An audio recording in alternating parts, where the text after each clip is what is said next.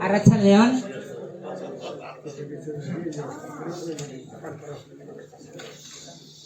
Arratsaldeon, eskerrik asko denoi etortzagatik. Buenas tardes, muchísimas gracias a todos por venir y a todas y a todas. Comentar que la política de recortes en la sanidad pública es algo que tanto desde el ámbito sindical como social se viene denunciando desde la anterior crisis de 2009. El escenario, marcado abruptamente por la pandemia del COVID, ensanchó las costuras y se evidenció más claramente la debilidad del hilo que estaba sosteniendo este servicio esencial para hablar en términos de calidad de vida. Hemos de recordarnos a nosotras mismas, a las generaciones más mayores y a las más jóvenes, que en el Estado español la asistencia sanitaria universal y sostenida por los presupuestos es algo relativamente joven, fruto de un proceso que se completó en la década de los 80 y que no estuvo exento de largas luchas y reivindicaciones sociales para que así fuera. Sin embargo, apenas 3 décadas después, vamos viendo cómo este servicio se viene devaluando paulatinamente hasta la situación actual, un declive que no ha estado exento de intereses economicistas, puesto que en la medida que se ha ido degradando el sistema público, han ido engordando la cartera de clientes y, por tanto, los beneficios de la sanidad privada. Una relación inversa entre lo público y lo privado en lo que la administración pública ha tenido un papel relevante. Para analizar esta actualidad y, en la medida de lo posible, ver cómo podemos hacer para frenar y revertir esta situación, contamos con Íñigo Melchor, aquí en el medio, médico de atención primaria en Baracaldo, que nos hablará desde la primera línea de conexión entre Osakidetza y los usuarios y que somos todos y todas nosotras. Mireia Say, promotora de la igualdad y asesora de Argitan, que desde la perspectiva de género en la atención sanitaria nos señalará las consecuencias de estos continuos recortes en la salud de las mujeres. Y Juan Luis Uría, ahí en la esquinita, médico experto en sanidad pública y miembro de la Asociación para el Derecho a la Salud, OSALDE, que nos expondrá una visión de conjunto del deterioro que está sufriendo la sanidad pública, el aumento de los seguros privados, la relación entre lo público y lo privado, un poco una visión más general. Comentaros que el planteamiento de la charla es una intervención entre 10-15 minutos, o lo que necesite, de cada uno de los ponentes, y luego, digamos, ya será un debate abierto con todos vosotros, con todos los que queráis participar. Pero antes de dar paso a los ponentes, Chiqui quería comentar un poquito también un poco las iniciativas que desde Baracaldo se están desarrollando. Bueno, la intención fue lógicamente defender la sanidad pública en Baracaldo, pero también hemos constatado que hay otros municipios que se están movilizando. Fruto de ello, hemos procurado hacer algún tipo de coordinación. A veces ha salido bien, otras veces ha salido mal, la mayor parte de las veces no ha salido muy bien, porque pues las iniciativas cuesta mucho arrancarlas, ¿no? Y sobre todo porque estamos luchando contra una administración que es como un gran transatlántico, ¿no? Es muy difícil de mover, es muy pesado, etcétera, ¿no?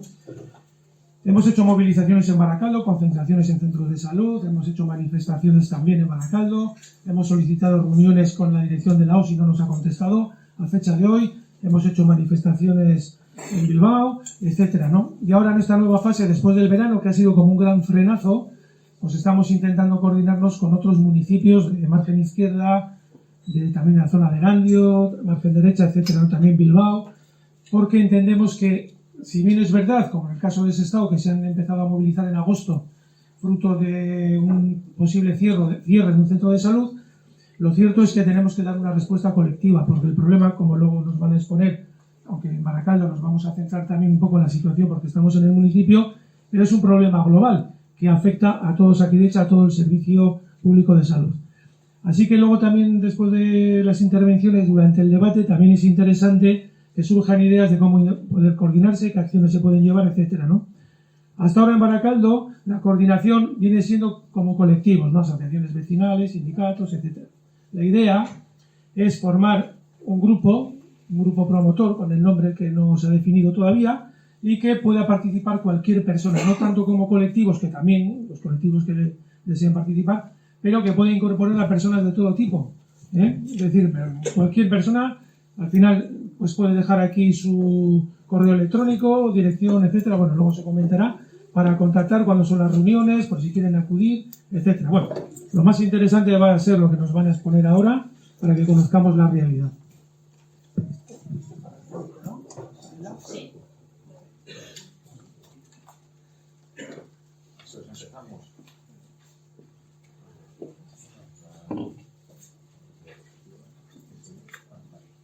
Bueno, pues yo soy Íñigo Menchor, soy médico en el Centro de Salud de Zavalla, aquí en Baracaldo, ¿no? Ya desde hace muchos años.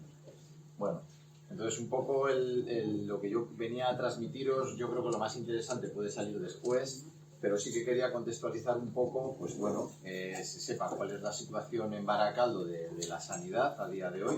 Creo que sois conocedores tal, pero sí que es interesante pues venir, pues entender de dónde viene todo esto, o sea, qué es lo que está sucediendo, qué es lo que anda por detrás. Yo creo que José Luis lo va a matizar más en datos, etcétera.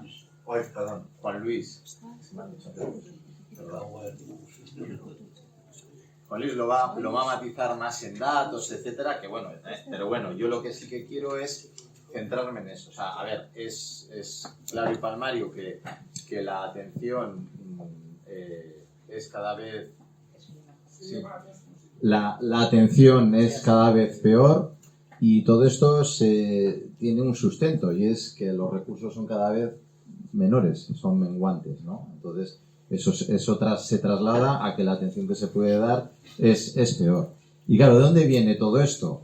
Pues viene en un porcentaje importante de un tema que es el tema de la privatización que se está dando en la sanidad.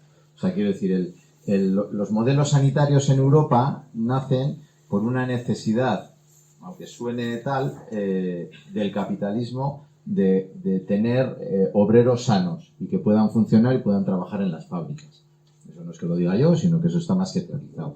Entonces, así como en ciertos países se puso en marcha ya en tiempos pretéritos, pues en Nueva Zelanda en el 38, en Gran Bretaña en el 48, aquí, pues a raíz de la situación, pues de la dictadura de Franco, pues bueno, se retrasó mucho, a pesar de que ahí en la Constitución es del 78, hasta el 86 no se genera la Ley General de Sanidad, que es la que marca y la que, por presiones en la calle, luchas, etcétera, pues aparte de ese interés del gabinete, se pone en marcha esa ley que lo que permite es desarrollar la sanidad. Claro, se desarrolla ya muy tarde, cuando ya en otros sitios incluso esa sanidad está menguando pues porque ya empiezan los recortes y ya empieza todo a acercarse a lo que es la sanidad americana, ¿vale? O sea, que al final, ¿y por qué hablo de americana? Porque es el parangón del capitalismo y de buscar beneficios en cualquier nicho donde se pueda. Y la sanidad se mercantiliza, o sea, y es así, y lo estamos viendo día a día. O sea, cada día la sanidad pública es peor y cada vez hay un mayor número de gente que se da de alta en la sanidad privada. O sea, quiero decir que los que están dirigiendo Osakidetza no son tontos, ni mucho menos. Y si lo hacen es porque es una decisión, yo creo que estratégica. Se puede debatir, pero es así. Entonces, pero bueno, es lo que quería traeros. Por otro lado, eso hace que a día de hoy, pues eso, haya casi ya 13 millones a nivel del Estado, haya casi 13 millones de personas que se han dado de alta en seguros. Bueno, la cronología un poco de la privatización de la sanidad.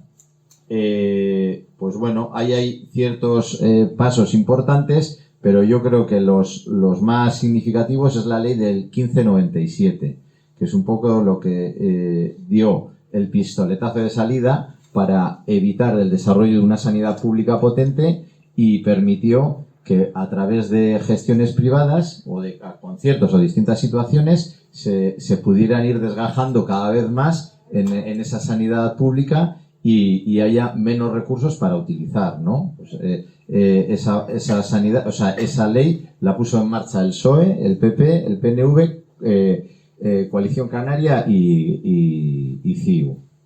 Bueno, eso ha ido desarrollando que a día de hoy haya hospitales privados que los están pagando con dineros públicos, o sea, así de sencillo. ¿Y eso qué implica? Que haya parte de ese dinero que debería de usarse para recursos en la sanidad pública, pues se pague a gestores, porque claro, al final no deja de ser un objetivo de ello el tener beneficios para los distintos accionistas de estos hospitales o de estos servicios públicos.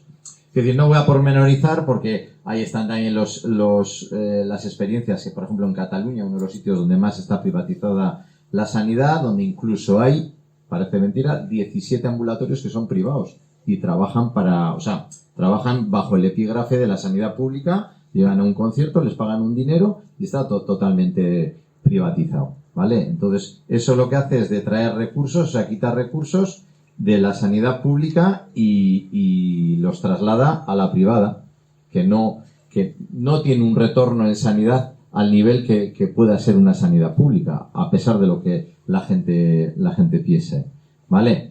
Posteriormente, pues bueno, hitos posteriores, pues bueno, está ahí la promesa en el 2013 del PSOE de derogar esa ley, que es la que permite todo este desaguisado. En el 2014 el Podemos también defiende derogarla, y la realidad es que, bueno, que de momento estamos a la espera. No se ha hecho nada y bueno, pues eso es lo que estamos sufriendo. Bien, ¿esto qué implica? O sea, esto es para contextualizar la importancia que tiene la privatización a día de hoy en la sanidad. ¿Y eso en qué lo está notando la población? Bueno, pues en que esos recursos menguantes hace que los servicios no sean capaces de atender las necesidades. O sea, es decir, por ejemplo, en psiquiatría, y ahora ya sí que quiero aterrizar un poco en la realidad que hay en Baracaldo. Pues en psiquiatría, pues por ejemplo, no hay suficientes profesionales y eso es lo que yo sí que quería traer, que es un poco tal, pero bueno, yo sí que quiero transmitirlo en el sentido de que hay veces que se mandan pacientes para ser valorados por psiquiatría, pero como no existen esos recursos, directamente se les niega la atención. Se argumenta que están fuera de la cartera de servicios de Osakidetza. Claro que al final el determinar cuándo está dentro y cuándo está fuera no es una línea delgada, sino que es ancha. En función de la situación en la que se tenga en ese servicio, se puede captar más o menos pacientes. Si no tienes tiempo para atenderlos, pues al final los rechazas de una forma o de otra. ¿Eso en qué se traslada? Que en traumatología, una cita normal, no urgente, se está dando dentro de un año. ¿Vale? ¿Eso en qué se traslada? Pues que el servicio de salud a la mujer se haya restringido tanto que queda prácticamente en 3 programas. Un programa de mama, que va al margen de Osakidetza, un programa de cáncer de cervix, que va a través de la matrona. He dicho 3, ¿no? Pues básicamente se quedan en esos 2. Y no hay mucho más. O sea, la atención a la mujer sana no existe, ¿no? O sea, está fuera de la cartera de servicios. Entonces, pues bueno, esa es la realidad que tenemos a nivel de Baracaldo. Aparte de eso, se están dando una serie de circunstancias por una mala planificación ya de muchos años, en la que se están jubilando más médicos y médicas de los que el sistema de formación está pudiendo poner encima poner a trabajar. Entonces eso lo que está haciendo es que a día de hoy, por ejemplo, en San Vicente, pues falta un médico de forma estructural, no digo al margen de las bajas que no se pueden cubrir. En Urban, pues está a punto de jubilarse uno. En mi centro está a punto de jubilarse otro, que no se van a sustituir. Entonces eso genera una sobrecarga de tal forma que los médicos y médicas tienen que estar viendo pues hasta 40 pacientes al día. Todo eso va en contra de una atención de calidad. O sea, pero no es que lo diga yo, es que vosotros lo veis en el día a día. Eso hace que mucha gente se vaya a la privada, que tal y como hemos comentado antes, bueno, yo tengo claro que es algo estructural y algo decidido de forma tácita. O sea, que no es una circunstancia que se dé. Quiero decir, los datos de los médicos y médicas que se jubilan se tienen ya, porque es una cuestión de consultar la edad. Y entonces la posibilidad de haber organizado eso ya ha pasado porque el formar un médico o una médica es mínimo 10 años. Es más, el planteamiento del Departamento de Sanidad del Gobierno vasco es que la situación empezará a revertir, o sea, que no mejorar, o sea, que es decir, dentro de 5 años el año pasado, dentro de 4 años. Eso es lo que están transmitiendo a los profesionales, a los médicos. Claro, pero eso es 4 años más de empeorar para tomar una senda de mejoría. No sé si me entendéis lo que quiero decir. Entonces, pues bueno, yo creo que no voy a hablaros más para no daros las chapas. Sí que quería daros 2 o 3 pinceladas de ciertas cosas. Una es el tema del gasto en sanidad dividido entre especializada y atención primaria. Parece que es una defensa de la atención primaria, que puede ser, pero la realidad es que la atención primaria es la más cercana al usuario, es la que más satisfacciones os salen en todas las encuestas y está estudiado que es la que más años de vida da. O sea, a ver, es relativamente fácil de entender. Normalmente la especializada ya llega pacientes con un deterioro alto, con lo cual la posibilidad es relativamente pequeña, mientras que si tú lo planteas en una atención primaria, en la prevención, en el trabajar en los determinantes de salud, la posibilidad de aportar en años de vida es mucho mayor de la que se puede dar en la especializada, que ya está al final. Pero bueno, la financiación va justo a la contra, ¿no? Aquí en la diapositiva que tenéis ahí, ya veis como parten casi parecidos, pero progresivamente va ampliándose esa diferencia.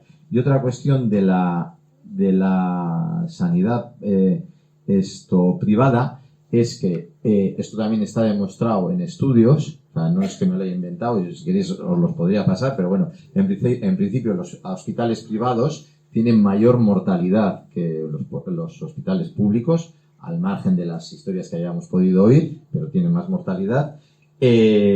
Los hospitales privados normalmente usan bastante menos personal que los públicos. Sí que es cierto que está la sonrisa. ¿Para qué? Porque todo eso, el objetivo principal, evidentemente no es hacerlo mal, pero uno de sus objetivos principales es el retorno económico, con lo cual hay que detraer recursos para obtener esos beneficios. Y luego sí quería dar también otro par de datos para que se vean.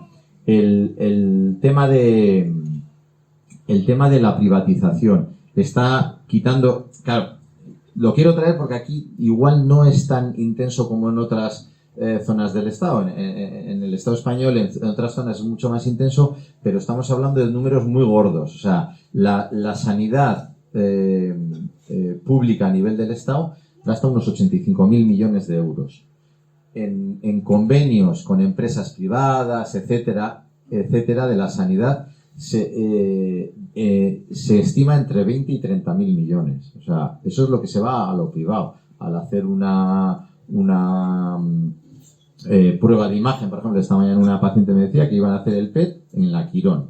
O sea, bueno, es una prueba, es un TAC PET, es una prueba especial, pero que no se entiende por qué la sanidad pública no lo tiene. ¿Vale? O sea, es un poco el tema. Y yo creo que más no voy a decir. ¿Vale?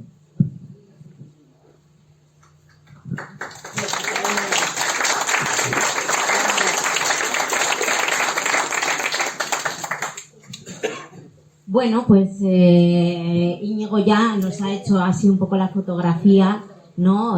Por lo que nos toca a nosotras, de cuáles son los recursos que existen y en qué situación están a día de hoy, sobre todo, pues un poco también a día de hoy, después de la crisis sociosanitaria, después de la pandemia, cuál es la fotografía que tenemos. Así que esa parte, pues como que me la voy a saltar, que ya nos lo ha comentado.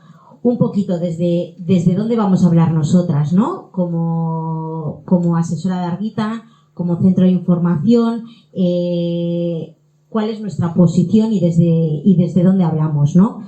Lo que tenemos nosotras es un contacto estrecho con la realidad, porque el centro de información a nivel local nos sirve para conocer de primera mano cuáles son las historias vitales y las situaciones reales que viven las mujeres,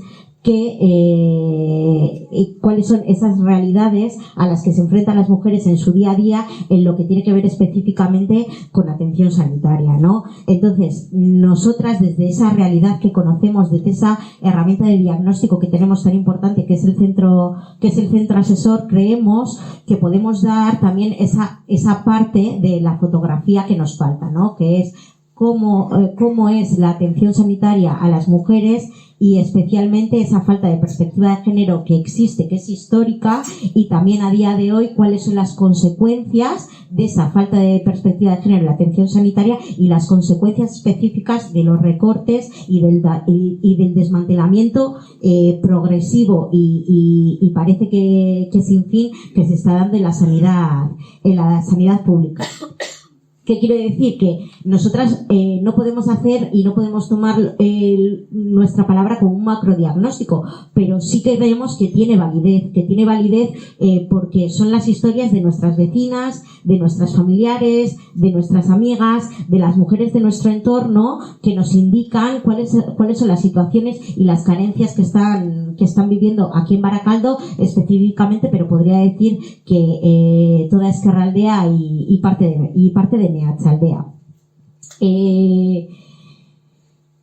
Quería hablar también un poco, os he dejado algún panfleto que es bastante antiguo sobre las reivindicaciones históricas que se han hecho desde los colectivos feministas, desde las asociaciones de mujeres, que se ha ido trabajando en Ezkerraldea a lo largo de los años para reivindicar y enfrentar las carencias estructurales históricas a las que vivimos las mujeres en la atención sanitaria, ¿no? Y dentro de esas reivindicaciones históricas, la atención integral y específica a los factores específicos como mujeres, pues estamos hablando de las revisiones ginecológicas, estamos hablando también de pruebas preventivas de detección precoz, estamos hablando también del acceso al aborto, que han sido reivindicaciones históricas que como colectivos de mujeres y como movimientos feministas se han ido haciendo a lo largo de los años para enfrentar esa situación de carencia estructural histórica, y que esa presión social sí que durante esos años ha conseguido ciertos avances, ¿no? Algunas cosas habían ido mejorando, esa presión social había conseguido ciertos avances, pero es verdad que desde la pandemia, pues todos esos avances que se habían conseguido parece que estamos en un retroceso claro, ¿no? No me quiero parar en esto, pero con el tema del aborto, si luego tenemos tiempo lo podemos ver, porque también tiene que ver con el tema que ha comentado Íñigo de la privatización de la sanidad, ¿no? Una de nuestras reivindicaciones históricas ha sido aborto libre, universal, gratuito y público, y hay una desviación de recursos públicos para que los abortos se realicen en clínicas privadas, y esto es una desviación de recursos públicos hacia la atención sanitaria privada. Entonces, bueno, eso si nos da tiempo ya lo hablaremos, ¿vale? Bueno, pues todo esto que habíamos trabajado durante todos estos años, ¿qué ha pasado? Que llegó la pandemia y lo hemos tenido que dejar un poco de lado para atender a la urgencia que ha sido lo que hemos recibido y lo que hemos ido viendo desde que llegó la pandemia. Es la crisis sociosanitaria, y los recortes y el desmantelamiento ha hecho que afloren problemas estructurales muy graves. Algunas pistas nos ha dado ya Íñigo, como es en la atención a la salud mental, y como es todo el desmantelamiento de los programas de detección precoz de cáncer de mama y de cervix, que es básicamente lo único que hay específico de atender a la salud de las mujeres, ¿no? Entonces hemos tenido que dejar de lado, y lo digo con pena, ese trabajo y ese esfuerzo y esa presión social que habíamos estado haciendo durante muchos años para conseguir avances, para atender la urgencia de lo que han supuesto los recortes, de lo que ha supuesto el desmantelamiento de la atención primaria y por ende de toda la sanidad pública y las consecuencias que eso trae a la salud de las mujeres y me atrevería a decir que a la salud de todas y de todos. En el 2020 y en el 2021, con nuestras campañas que hemos hecho bastante potentes, ya veníamos advirtiendo cuáles iban a ser esas consecuencias. Los datos nos decían que la atención que estaban recibiendo las mujeres se quedaba muy lejos de lo que era una atención de calidad y que no atendía a las demandas que se estaban haciendo por parte de las mujeres, que en muchos de los casos con la pandemia han soportado situaciones de cuidados, de sobrecarga de trabajo, todo lo que tiene que ver con las desigualdades y discriminaciones estructurales que vivimos las mujeres. Eso lo hemos llevado sobre nuestras espaldas y no se ha atendido a esas demandas que pedían las mujeres de atención y específicamente también poner el foco en el tema de la salud mental y de la atención psicológica, que ha sido algo que que la pandemia ha hecho mucho daño y que se ha notado un montón en cuanto a demanda por parte de las mujeres. Y qué decir que tiene las mujeres que han sufrido o que estaban sufriendo violencia machista, ¿no? Tampoco me quiero centrar mucho en ello, pero que también hay que tenerlo en cuenta. La atención primaria se ha desbordado y así nos lo han trasladado las mujeres que han venido al centro asesor. En muchos de los casos estamos atendiendo y hemos atendido, sobre todo en estos 2 años, derivaciones de la propia Osakidetza porque no son capaces de absorber esa demanda específicamente de las mujeres.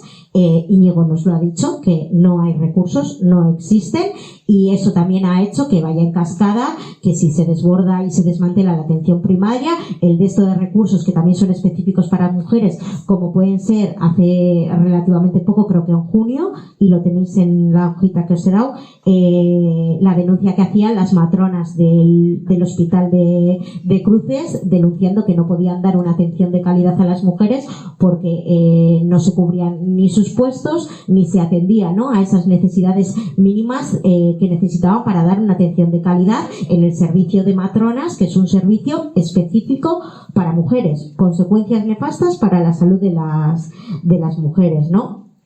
Y luego, pues decir que los datos son datos, pero detrás de los datos están las realidades y las vidas de muchísimas mujeres que han sufrido el no ser atendidas, el no tener ningún tipo de atención psicológica o de otro tipo o de identificación, por ejemplo, de diagnósticos, y que no hayan llegado a tiempo, y eso ha revertido en unas consecuencias graves de deterioro de la salud de las mujeres, ¿no?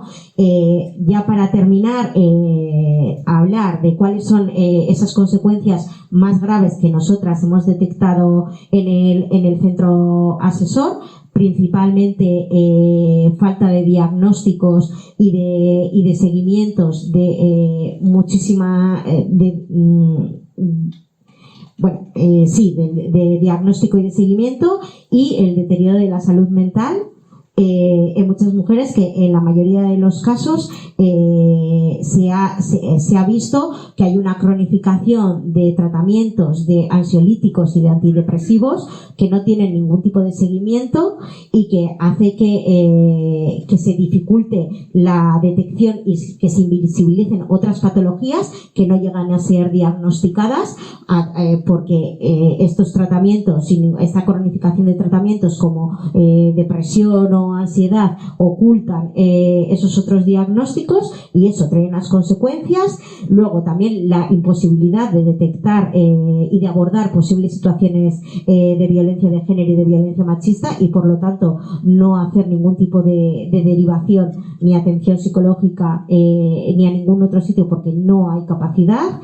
Y bueno, un poco eso, ¿no? Con respecto a los datos, en estos últimos meses hemos sido testigos de los datos que nos decían lo que nosotras ya veníamos advirtiendo en estos 2 últimos años, los retrasos en las revisiones y las detecciones precoz. Estamos hablando de retrasos de 1 año, de 1 año. A consecuencia, la propia Osakidetza ha reconocido en 2020 que a causa de la crisis sanitaria se han dejado de detectar unos 202 cánceres de mama, y la propia Gotzone Sagardui ha certificado que esto va a traer consecuencias en los índices de mortalidad con toda sujeta. Así lo ha dicho. O sea, está diciendo que la gente se va a morir porque no se han llevado a cabo los programas de detección precoz, o sea, por una falta de asistencia sanitaria específica, que es una de las reivindicaciones históricas y que se la han cargado en menos de 2 años. Podría dar más datos, bueno, también por incidir también un poco en lo que estábamos hablando de la atención psicológica. Actualmente Osakidetza solo dispone de 157 psicólogas y psicólogos en toda su red asistencial. Apenas hay 7 psicólogos en el sistema público por cada 100.000 habitantes. Así que, y se necesitaría pues una media de 395 profesionales para cubrir la media europea. O sea que, por lo tanto, estamos hablando de que no existen esos recursos y no nos lo estamos inventando, porque Íñigo nos lo ha certificado que así es, ¿no? Entonces, decir que las mujeres exigimos una sanidad de calidad, que sea integral, que sea universal, que tenga la perspectiva de género integrada de forma transversal. No lo he podido tocar mucho porque no tenemos tiempo, pero es interesante y nos daría para otra charla, y que esté dotada de todos los recursos necesarios y que esté al alcance de todas, porque específicamente las mujeres que están en situación de vulnerabilidad con peores recursos económicos no pueden acceder a servicios de atención sanitaria privada, y hace que muchas mujeres, por falta de asistencia sanitaria, tengan unas consecuencias terribles por falta de acceso a una sanidad que es el derecho de todas y de todos. Así que eso, muchas gracias.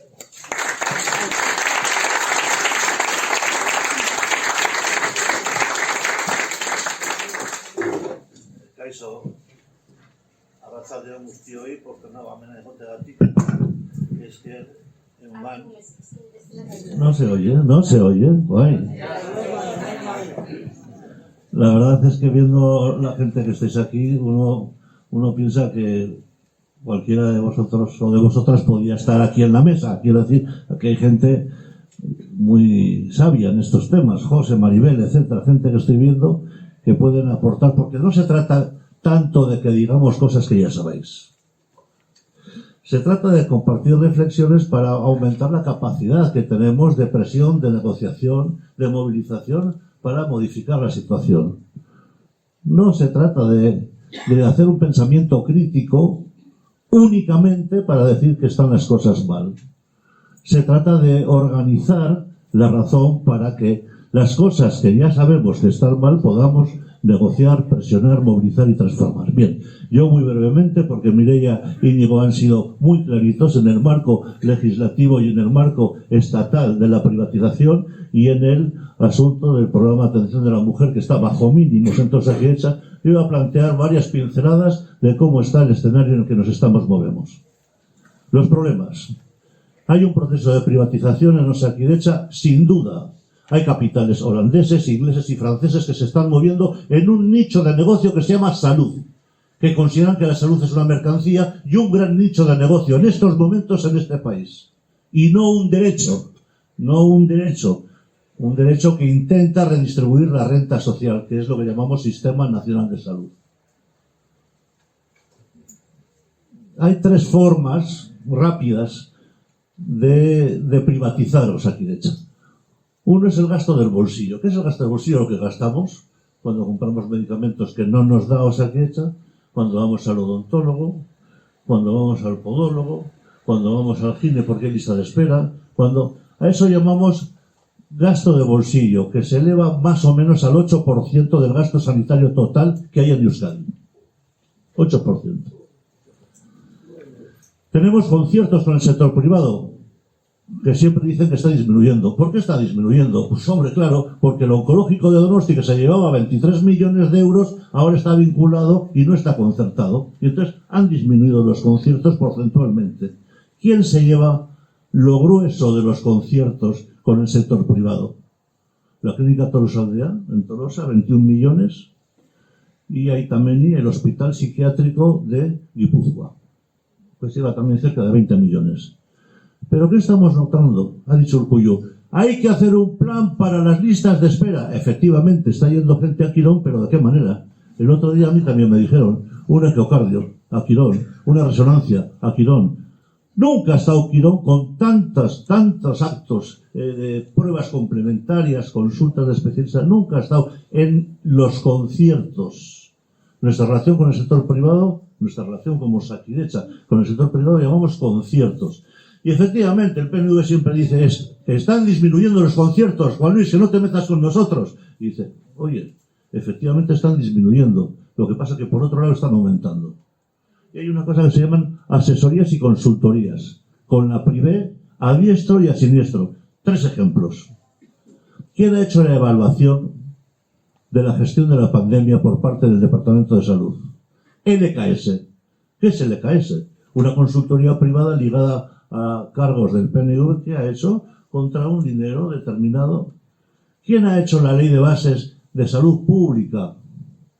Que ya la dejó casi hecha el gobierno de Pachi López en el 2009, ¿no? En el 2009, nada, ni idea. En el 2009.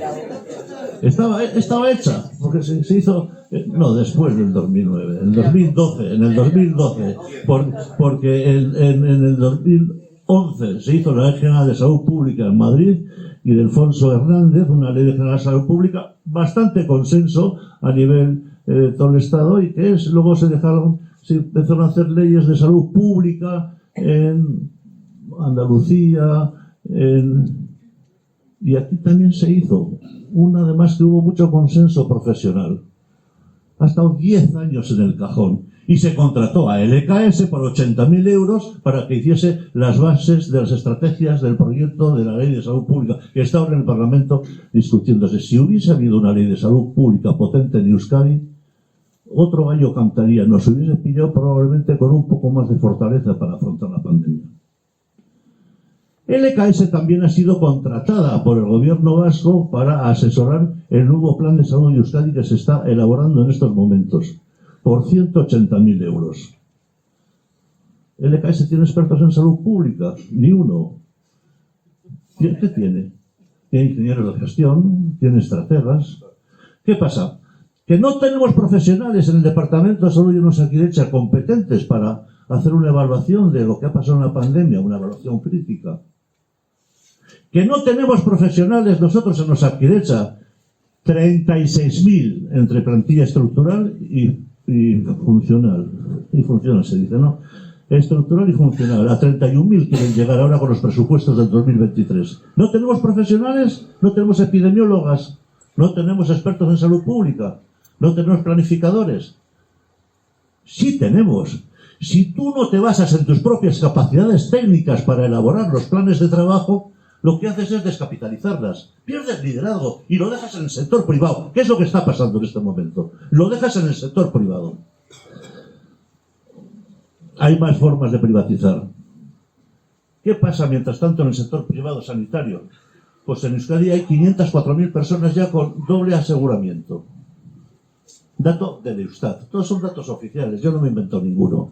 El 23% de la población.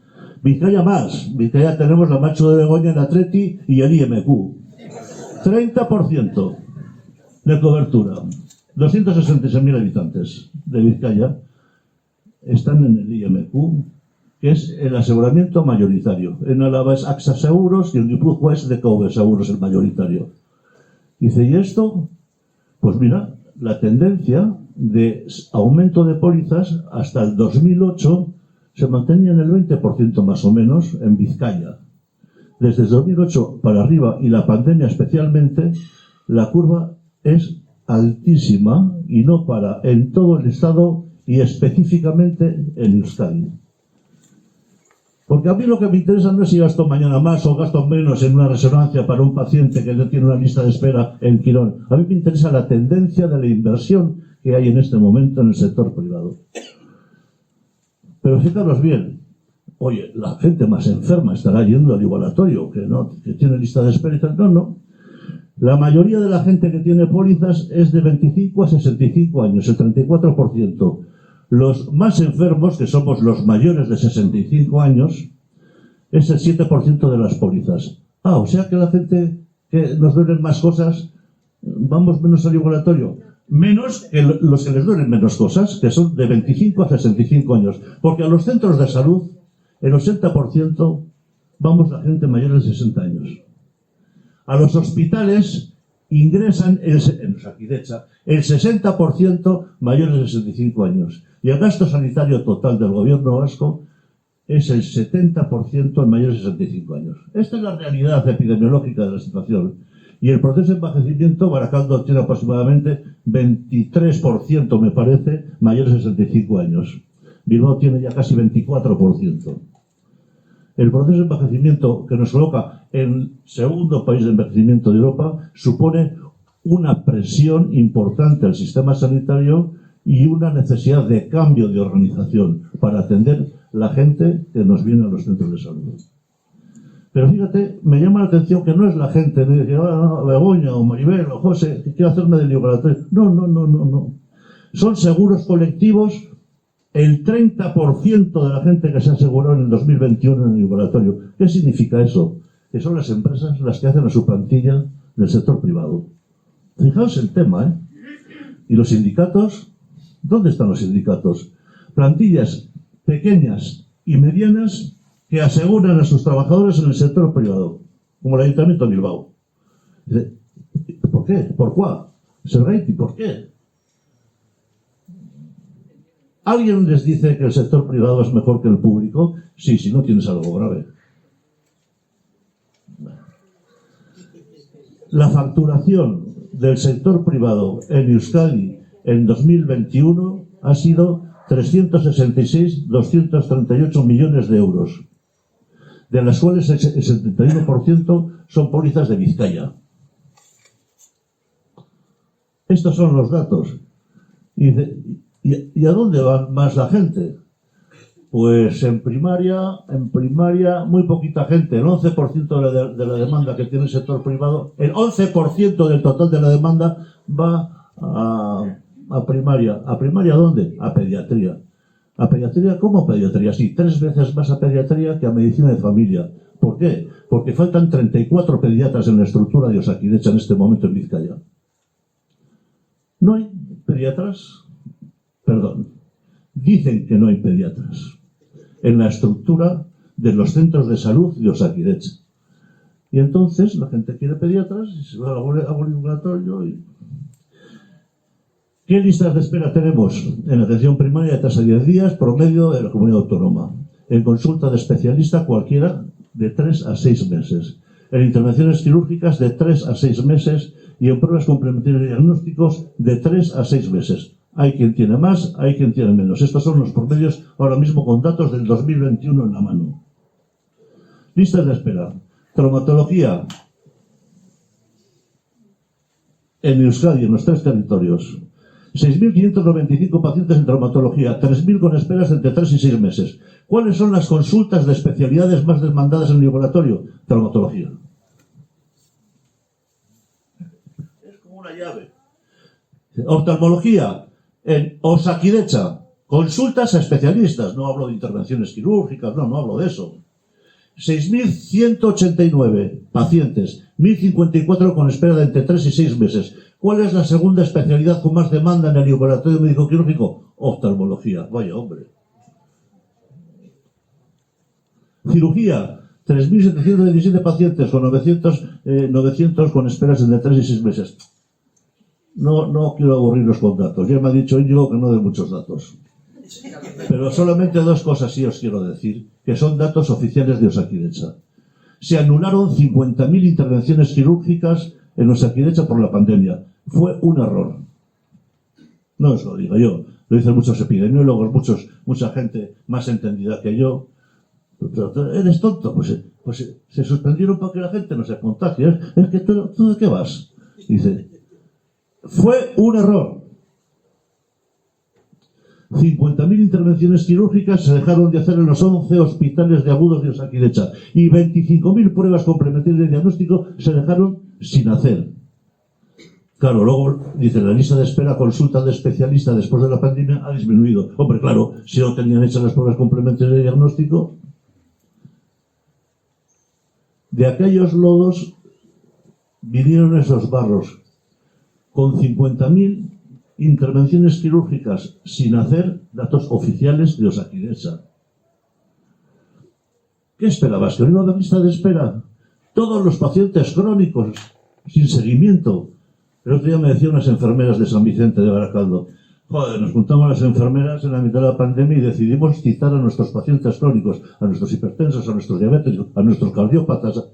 ¿Y cómo así? Pues porque teníamos la orientación, porque aquí ha funcionado toda la pandemia de arriba a abajo, con protocolos de arriba a abajo, muy verticales en la toma de decisión. Ningún JUAP, ningún jefe de unidad de atención primaria ha sido consultado sobre cómo organizar la atención a la pandemia en su centro de salud, en su zona sanitaria. Han salido en la televisión UCIs. Es muy importante que las UCIs funcionen. Las UCIs son las que salvan vidas. Continuamente, el Fermín Lavalle, el jefe de servicio de Cruces, el otro jefe de servicio de Basurto, el otro jefe de servicio, continuamente en la tele y en todos los medios de comunicación y los centros de salud invisibilizados. ¿Qué pasa? ¿Que no hacían nada los centros de salud? ¿Quién detectaba a los pacientes? ¿Quién hacía visitas a domicilio con el equipo de protección? ¿Quiénes fueron los que más se contagiaron al principio? ¿Quiénes fueron los que hicieron los rastreamientos? ¿Quiénes han intentado malamente hacer el seguimiento de los pacientes crónicos? Los centros de salud. Y esa es la verdad.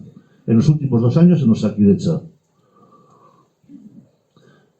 Punto de partida, primera pregunta.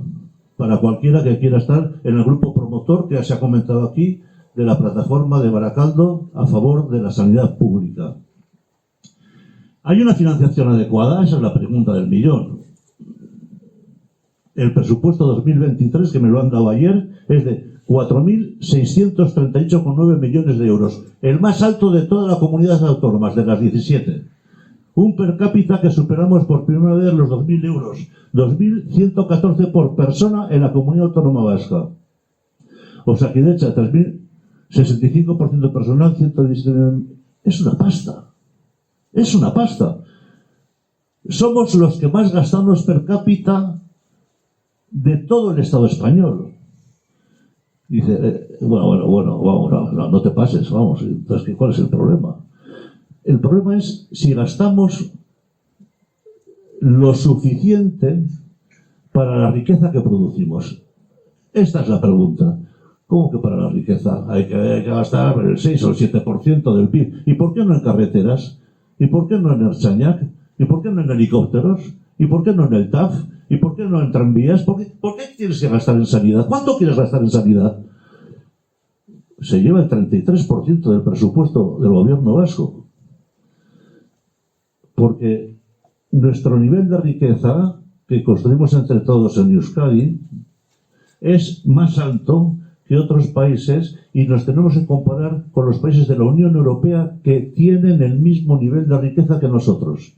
¿Cuánto gastan? Alemania 9,5%, Noruega 8,7%, Reino Unido 7,5%, Italia 6,5%, España 6,2%. Euskadi probablemente nos acerquemos en este momento al 7%, Euskadi, en relación con nuestro PIB. Estos son datos del 21, no del 18, perdón. Entonces, ¿cuánto hay que gastar en sanidad? Pues hombre, gasta más o menos el promedio de los países que tienen tu nivel de riqueza, atendiendo las desigualdades de salud y atendiendo a los determinantes sociales. Entonces, la siguiente pregunta es, ¿cómo se distribuye este dinero? ¿Cuánto va a primaria? ¿Cuánto va a tecnología? ¿Hacen falta camas aquí en Euskadi o tenemos que convertirse en el hoy en un hospital de media y larga estancia y Baracaldo que vaya para Cruces en la OSI? ¿Sí o no? ¿Cómo está esto? ¿La distribución de los presupuestos es la adecuada? ¿Es adecuada para centros de salud y atención primaria? Se estima que en 3 años tiene que llegar al 25% del presupuesto total. ¿En qué estamos? En el 14.7%. ¿Es la adecuada? No, no es la adecuada. Depende para qué. Ahora vamos a ver lo de depende para qué. ¿Cuánto tiene que ir a hospitales para hacer hospitales públicos de calidad?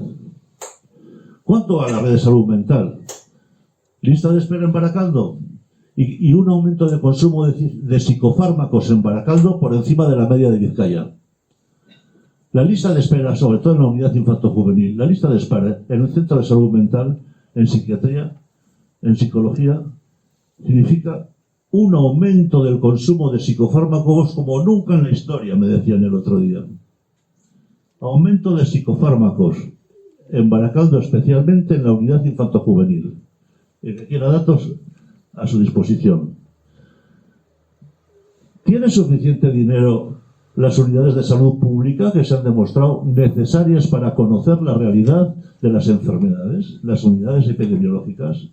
¿Tienen suficiente dinero los hospitales de media y larga estancia? El otro día me decían, ¿vas a decir en Baracaldo que hacen falta hospitales? ¿Por qué hacen falta hospitales? Y digo, ¿qué hospitales hacen falta? ¿Cuántos hospitales hacen falta? ¿En dónde hacen falta hospitales? ¿Qué tipo de camas? ¿De cirugía? ¿De neurología? ¿De paliativos? ¿De qué hacen falta? Todo el mundo estamos de acuerdo en que hacen falta, sobre todo en la margen izquierda, hospitales de media y larga estancia. No hospitales de agudos. Con una población de entre el 20 y 27% mayores de 65 años. Este es un debate bien interesante, que el movimiento ciudadano debe conocer y controlar y tener los datos para establecer las negociaciones y las presiones que considere oportuno. No hacen falta camas de agudos. Las cierran cada año. ¿Cuántas cierran, José? ¿200, 300 de cruces? ¿Cuántas cierran cada verano? Por ahí. No hacen falta camas de agudos. Hacen falta camas de media y larga estancia, cama de cuidados. ¿Y dónde hay camas de cuidados? En Santa Marina, en Borlitz, San Juan de Dios, Concierto. Por lo tanto, hay que ver si los objetivos del Plan de Salud de Euskadi se cumplen con la distribución del dinero que está en este momento en vigor. Plantilla de Osakidetza, otro tema. 2.467 puestos de trabajo nuevos este año. Pero, claro, ha planteado muy bien Íñigo. ¿Cuántos médicos se van a jubilar en Osakidetza este año? 180. Y lo sabe la Gochones Agardi mejor que nosotros. 180 se van a jubilar este año. ¿Qué capacidad tiene de formar médicos internos y residentes? 109. Esas son las plazas. No hay, con los datos actuales, capacidad de cubrir las funciones de las jubilaciones que ya sabemos hace años que se van a producir. 919 plazas de nueva creación, de las cuales se han prometido una y otra vez, por fin, han prometido 358 plazas de nueva creación en atención primaria. Por fin. El asunto es cuándo. Y además van a meter plazas, por fin, de fisioterapeutas, de higienistas dentales, van a hacer una especie de atención de odontología a los mayores. Ya es hora. Estamos todos medio desdentados. Claro, como no estamos en el PADI, ¿qué es el PADI? El Plan de Atención Dental Infantil, que ahí están los críos y crías de 7 a 15 años. Pero a nosotros no nos tocó, los de cierta edad. Entonces hemos andado por la vida como hemos podido, con las prótesis, con las puentes, con no sé qué, con tal. Pero claro, los que empezaron el Plan de Atención Dental Infantil tenían 82% de caries. Ahora tienen 0,25% de caries, los chavales a los 15 años. Pero nosotros no, nosotros a golpe de odontólogo privado. Y entonces, ¿qué le dijimos al consejero? Vamos a ver. Aquí los mayores ya somos muchos, somos casi ya el 24% de la población. Odontólogos en los centros de salud para atendernos, no para sacarnos muelas. Ya nos han sacado suficientes muelas. Y prótesis gratis. ¿Por qué prótesis gratis? Porque están quebrando a todos los laboratorios de prótesis. ¿Por qué? Porque se hacen implantes ahora. Tú te haces este implante, pagas 1.000 o 2.000 o 3.000 euros en el privé. Y los de prótesis están medio quebrando, según me han dicho algunos amigos que son protésicos dentales. Bueno, pues Osakidetza, que pague gratis las prótesis y que nos atienda preventivamente. Han dicho que van a empezar el programa este año, ya veremos. 358, fisioterapia. Psicólogos no. Podólogos no. 180 médicos jubilados y 109 plazas MIR. Esta es la película. ¿Y cuál es la plantilla adecuada? Pues la plantilla adecuada es un médico de familia por 1.500 TISES, con 30% de menos de 65 años, un pediatra cada 800 tarjetas individuales sanitarias. El otro día fue mi médico de cabecera en Bilbao, en mi barrio, y dice, ¿cuántos tienes hoy? Y me dijo, 41. Y ayer, 46. Y anteayer, 42. Esto de los 10 minutos por paciente se me va a olvidar. El otro día salió a las 4:30 del centro de salud.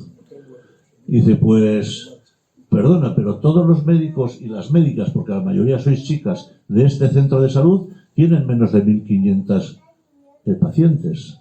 Dice, claro, pero como es un barrio viejito, más de la mitad tienen mayores de 65 años, que vamos entre 5 y 10 veces más al médico que los de 15 a 64 años.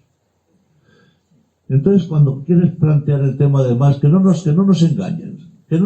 Cuando quieres plantear, oye, más médicos para Baracaldo, ¿hace falta? ¿Qué hace falta? Si tenemos 1.400 TISES, si tenemos 1.300 TISES, sí. ¿Cuánta gente mayor tienes? No, yo no, pues el 50% o así. Hay que mirar 3 variables siempre. 1, cuántas TISES. 2, porcentaje de mayores. Y 3, niveles de frecuentación de acuerdo con los problemas de salud de la zona. Y luego tomar la decisión y aumentar las plazas de médicos o de enfermería de acuerdo con este asunto. ¿Hay matronas adecuadas? Hay enfermería, actualmente 0,98 de ratios entre enfermería y médico de atención primaria. Hay que aumentar la enfermería. Pero hay que aumentar la enfermería, ¿para qué? ¿Para qué? ¿Hacen falta más médicos? ¿Para qué? ¿Hacen falta más camas? ¿Para qué? Paraguayo, ¿para qué? Pues hacen falta más médicos y más enfermeras, y queremos que se hagan más domicilios, y queremos que se vaya a las icastolas y a los colegios, y que se vengan asociaciones como estas, porque queremos una orientación distinta a los centros de salud. Queremos una orientación comunitaria. Queremos prevención y promoción, además de asistencia. Queremos asistencia de calidad, mínimo 10 minutos por paciente. Pero queremos que el equipo de atención primaria de los centros de salud mire a la calle. Miren a los inmigrantes, miren a los colectivos de mujeres, miren a los movimientos sociales. Si no hay una orientación comunitaria, lo que la presión va a hacer a los centros, haya más o menos plantillas, es colapsarlos. Dice, ¿qué quieres? Más médicos, más enfermeras, ¿para hacer qué? Lo mismo, se va a colapsar. Para hacer lo mismo, tú pon un médico más en el centro donde trabaja Íñigo. Se colapsa en 6 meses. ¿Por qué? Porque es la oferta que hace Osakidetza la que genera un tipo de demanda. Si tú ofreces médico, enfermera y boticas, eso se va a colapsar. Pero si tú ofreces médico, enfermera, boticas, prevención, educación para la salud, gimnasia preventiva, charlas educativas, paciente experto, si tú multiplicas las acciones que hacen los centros de salud de atención integral, me decía mi enfermera ayer, nos han dicho que vayamos a Icastola a vacunar a la gente adolescente de Papa Nicolau y la recuerdo del tétanos de 16 años. Y yo no estoy en contra, me decía una enfermera de más de 37 años en Osakidetza. Yo no estoy en contra, estamos a favor de ir a los colegios públicos, a las icastolas, no hay ningún problema. El problema es que si yo me voy, nadie cubre lo que yo hago. Nadie cubre lo que yo hago. Nadie cubre las extracciones, nadie cubre las consultas de enfermería a pacientes crónicos, nadie cubre la atención a los aparatos, a las pruebas complementarias de diagnóstico. Bien, estamos planteando que hace falta un modelo organizativo distinto y no todo se soluciona con más enfermeras, más médicos, más centros, más, a no ser que haya deficiencias estructurales importantes.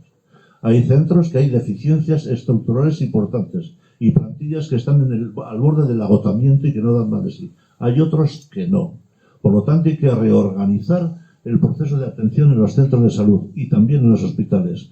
Docencia pre y posgrado. ¿Cuánta gente ha salido en la televisión en la pandemia? Profesores de la universidad, investigadores de la universidad. Ya nos gustaría que las facultades de medicina estén más cerca de los centros de salud, estén más cerca de los ambulatorios. Ya nos gustaría, que no están. Que hubiese docencia y posgrado, que la gente jovencita, la gente primero, segundo, tercero, vea que es un paciente que le toque, tanta consulta no presencial y tanta leche, que les toquen. Docencia pre y posgrado, investigación, promoción, educación para la salud. Esos centros de salud queremos.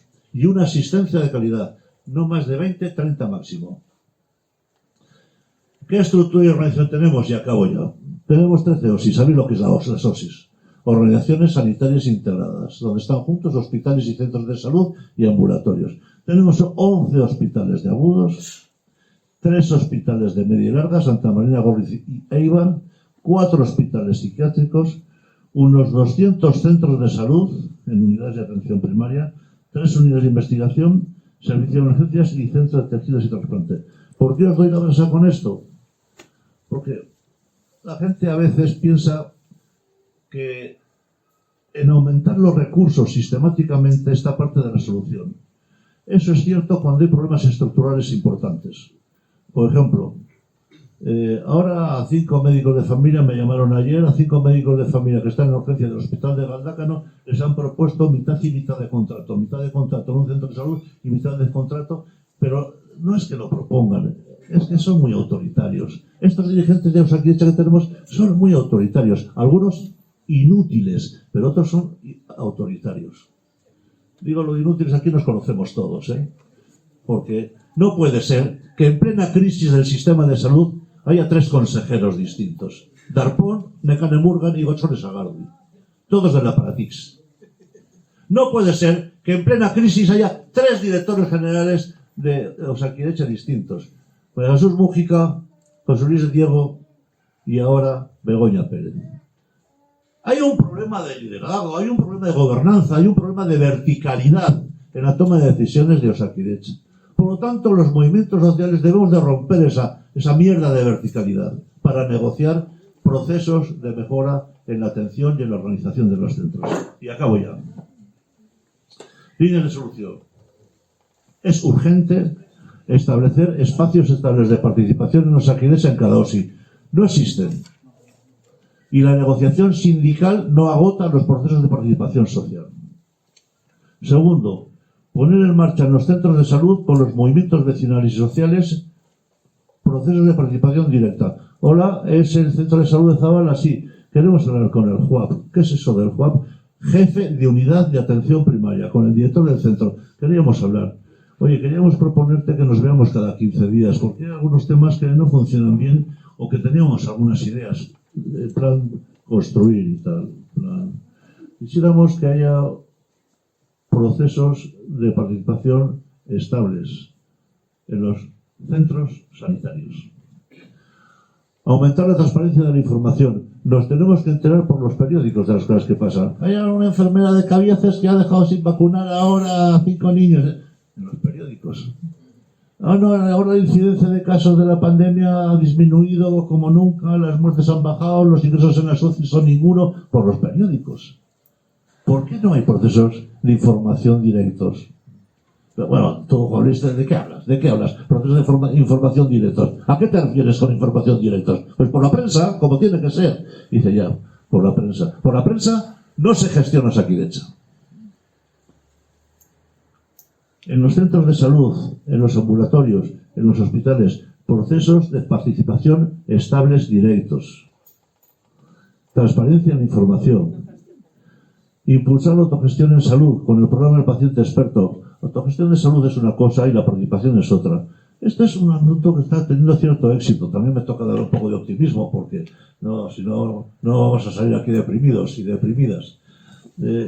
El problema del paciente experto es que un cardiópata, un trasplantado o gente con con un diabético, con problemas serios y tal, se le forma y luego a sus compañeros y compañeras les da charlas, 4, 5, 6, ejercicios físicos, manejo de medicamentos, manejo de dietas, y hay unas 1.200 personas en Euskadi en estos programas del paciente experto, donde uno como tú, que está trasplantado como tú, te informa y discutes con él en el centro de salud, 10 o 15 personas, un par de veces, o 3 o 4, hacen un curso de 4 sesiones y tal. Eso funciona bien.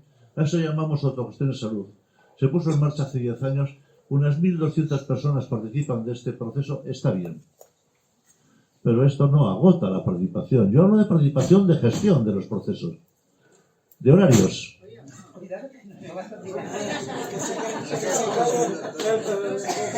De quejas, de por qué esta auxiliar administrativa dice que hable más alto, no quiero que la gente se entere que tengo cáncer. Es un problema lo de la privacidad. Ahora, sobre todo, que nuestras administrativas y administrativos tienen un papel más relevante en la selección de pacientes. Presencial o no presencial. No es de recibo que se mantengan consultas no presenciales mayores del 60%. Me explico, ¿verdad? O sea, con el tema de la pandemia, los que no vengan a los centros no se vayan a contagiar por los huevos. Hay gente que se ha instalado en el confort y que se ha instalado sin ninguna razón epidemiológica seria, sin ninguna razón científica. Y hay centros, no muchos, pero hay centros en Vizcaya que las consultas no presenciales son más del 60% del total de la demanda. El que quiera datos se los doy todos. Estamos proponiendo desde Osalde, y colectivos, etcétera, etcétera, que las consultas presenciales sean más del 50% en todos los centros de salud. Y ya está. Sí, no.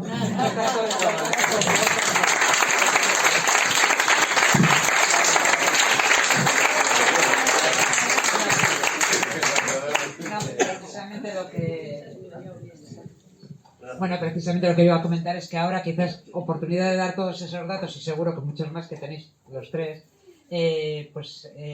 tengáis oportunidad a través de las preguntas que os pueden hacer desde el público. No sé si hay alguien que se quiera lanzar un poquito de partida para... si queréis, levantamos, hacemos una primera ronda de intervenciones, espera un segundito, y si hay alguna, si no, pues bueno, a ver, que es que no veo, levantar la mano, cierto. ¿Alguien más para hacer ya así un orden? Vale, pues venga.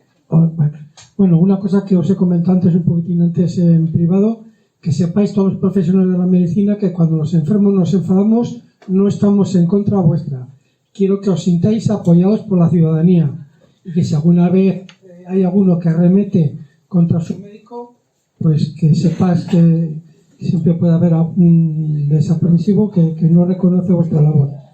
Y otra de las cosas que he hecho un poco de menos es que, también le comenté antes en Petit Comité, que muchas cosas que la ciudadanía comentamos con nuestros compañeros se quedan en yo te lo digo a ti, tú me lo dices a mí, ese se lo dice al otro, y que cuando hay una oportunidad, hay un foro, hay una situación de protesta, porque nos ha pasado en la Asociación de Artegavitia, que hemos ido a la puerta del ambulatorio, estábamos, yo qué sé, pues 60 o 70 personas, pasar enfermos. Fíjate, me han dado 3 meses para la consulta, me han dado 5 meses para ir no sé qué, y bueno, ahora cuando salgan de su consulta nos dirán, oye, déjame una pancarta que me pongo aquí contigo, o vamos a hacer un escrito que no se quede solo que yo te digo, en que tú me dices, como me dijo un día un doctor, dice, si yo tendría todos los días o cada cierto tiempo un montón gordo de escritos y yo voy a Osakidetza y digo, oye, al consejero, oye, que hay 20.000 vizcaínos o 30.000 que están hasta las narices de nuestra gestión. Voy un poco a que tenemos que hablar menos, tirar más del bolígrafo y organizarnos mucho más. Eso es un poco lo que he hecho en falta a la ciudadanía, que hablamos mucho pero trabajamos poco. Sí, estaba ahí. ¿Hay alguien más que quiera en esta primera ronda? Bueno, muchas gracias por la información, pero bueno, yo empezando por último que ha dicho el compañero, creo que hay como un conformismo ya dentro de la misma Osakidetza, hasta de los propios médicos de familia, etcétera. Voy a poner un ejemplo sencillito que es de traumatología. Sé que aquí habrá pues 20 o 30 o 50 casos más graves o de igual manera, ¿no? Tú vas al médico de familia y dices que, bueno, con una cojera muy grande, que con un dolor, te manda a hacer unas placas, muy bien. En la misma consulta, en el mismo día, ve las placas, es decir, que no tienes que volver otro día, muy, muy bien. Y dice, bueno, pues tienes unos desgastes, pues bueno, para tu edad, pues normales y un poco más, pero nada, tómate un paracetamol y si tienes mucho dolor, pues un Torvial, Azaldiaz, que es opiáceo, ¿no? Un poquito opiáceo, una cosa suave. Bueno, pues estoy de agosto del 2021 y digo, bueno, pues bien, me sigue doliendo y digo, ¿y qué hago? ¿Vuelvo otra vez al médico de familia? Porque no me ha mandado otra vez. Y bueno, digo, bueno, voy a llevarle algo, voy al menos, ya que no me manda el trauma, voy a ir a uno privado. Y el privado, pues voy, me dicen, pues mira, este traumatólogo es bueno, pasa en Bilbao, es un jefe de un hospital de traumatología. Bueno, pues voy. Me dice, bueno, viéndote las radiografías que te han hecho, pues sí, yo creo que tienes que una calidad de vida no tienes suficiente y puedes operarte en esto. Bien, hago otro día otra consulta, me da unos antiinflamatorios y durante un mes me dice, bueno, y digo, oye, que tengo cardiopatía y esto, y dice, bueno, no pasa nada, hombre. Además muy jatorra él y me dice, antiinflamatorios, pues no pasa nada, eso es como si bebes una botella de vino. Pues un Vega Sicilia, pues no te hace daño, pero si bebes muchos Vega Sicilia, yo ni sabía que era un Vega Sicilia, pero debe ser la botella 400, 500 euros, se la beberá él, ¿no? Yo ya asustado, ¿no? Bueno, ¿y esto qué me podría salir en tu consulta o en esto? Y te va, pues nada, poca cosa, 18.000 euros. Poca cosa, 18.000 euros. Bueno, ya con ese informe vuelvo al médico de familia, digo, ojo, ya tengo algo con que decirle, que me aconseja que me haga pues un trasplante o que me mire la cadera y esto. El tío dice, bueno, ya se le abren los ojos y dice, bueno, ya tengo una excusa, porque yo creo que los médicos de familia temen a los especialistas. Y dice, joder, que me van a echar otra bronca, no sé si pensaría eso o qué, pero eso es como suele ocurrir y después hay gente que lo certifica. Bueno, me manda, me da para 6 meses y digo, bueno, pero es que me duele mucho. Bueno, bien, a los 6 meses me recibe la traumatóloga y me ve y dice, bueno, te voy a mandar una resonancia. Me manda otras placas, me hace al momento, me las ve y me dan lo mismo que la anterior. Me manda una resonancia. La resonancia en San Juan de Dios, lo que menos me tardó una semana. Un domingo a la mañana me hacen la resonancia. Entonces, con esa resonancia vuelvo a hacer una petición, bueno, a la atención al paciente, que no sé si serán los JOAT o los que tú dices de los ambulatorios. Bueno, pues la atención al paciente me recibe y me dice, tienes toda la razón del mundo, pero ¿qué te voy a hacer? Es que no se puede hacer nada. Bueno, me da para otros 6 meses y voy al traumatólogo, no sé, me adelantan algo y me dicen, no, te voy a mandar a la unidad del dolor. Otros 6 meses, unidad del dolor, y llego allí y me dice, pero si tú lo que tienes aquí es para cadera, ¿qué? Yo estoy para pinchar. Digo, pues sí, me han mandado aquí. Bueno, total, que me manda otra vez al traumatólogo y me dan para 9 meses. Digo, y ya protesto y me dice la atención al paciente, no, pues digo, porque es interesante el de protestar continuamente, es muy interesante. Me dice, no, es que se han equivocado, te han dado como primera cita en vez de como segunda. Y me adelantan ya he tenido ahora en noviembre. Voy de nuevo, me atiende y me dice, pues lo que tienes tú es el trocante, o no sé qué, o tal. Digo, pues bien, pero no sé, pero el dolor, no puedo dormir, me levanto por las mañanas sujetándome en las manillas de las puertas y dice, bueno, pues vas a estar hasta febrero pues con paracetamol y con un antiinflamatorio. Pues bueno, estaré hasta febrero. Y aquí estoy esperando 2 años. espero que al quinto o sexto año pues me toque. Esto es un poco la realidad y animar a la gente. Bueno, también he hecho una queja al Ararteko que no me ha contestado todavía, pero bueno, ahí está. Es muy importante la atención y el molestar. Yo creo que adelantas un poquito, pero ahí está. Y sobre todo, pues ese conformismo de toda la sanidad, yo creo que tenemos que quitarlo. Vale, muchas gracias. Y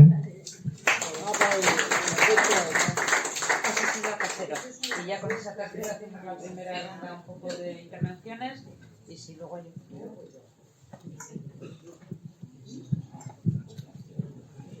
Arratsaldeon guztioi, mila esker hitzaldi interesgarria untzetsagarik. Comentaros que efectivamente desde esta mesa, y se ha hecho hincapié que efectivamente las personas mayores somos los que más cuidados necesitamos y somos los que más visitamos los centros de salud. Y desde aquí comentaros que nosotros como movimiento de pensionistas este lunes día 21 en la Rico Plaza de Baracaldo vamos a hacer un llamamiento y vamos a hacer una manifestación hasta San Eloy, y desde aquí queremos invitaros a todos los que estéis aquí para que apoyéis todas estas cuestiones, estas reivindicaciones, para que se solucionen este grave problema que estamos escuchando aquí en esta charla tan interesante. Mila esker, zuentzako.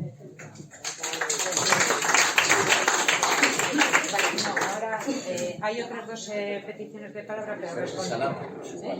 Por eso que hacemos ahora una... Sí, no, ahora respondes un poco a esos tres planteamientos y luego volvemos a ver, sí, bueno, un poco recogiendo lo que ha comentado Aniceto,